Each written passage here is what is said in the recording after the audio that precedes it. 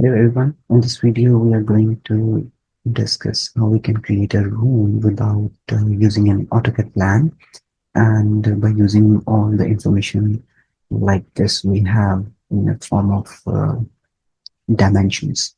So I'm going to use 3D Studio Max 2024, and let's start by setting our units. So the units appear in the main menu tab, and here we have the customize, and the third last option we have unit setup. So if I just click on the unit setup, we'll get a dialog box, and inside this dialog box we have two types of units. One says the system unit setup, and the other one is the display unit scale. So if I just change this from metric to US standard, what it will what is going to happen is that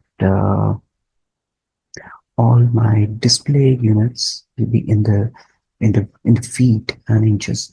So if I create a box real quick, and if I saw this in the parameters for the box, you can see I have a 170 feet long box.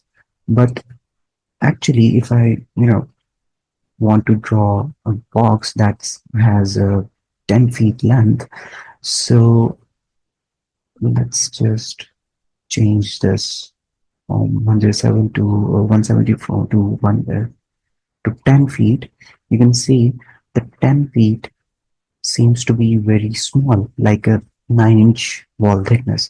So this is happening because of our unit consistency. So if I go to the unit setups again, and if I just click on the system unit setup, you can see my back end units are in meters. So there is an inconsistency in the units. So what I can do is I can even just switch on the display units from feet to meters, or I can just switch from meters to inches or feet for the system unit setup.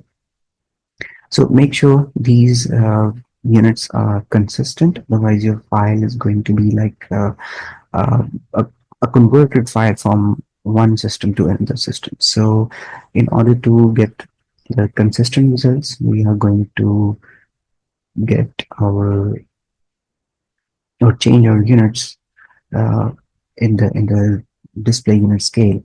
So let's switch from fraction inches to meters over here, and click on OK.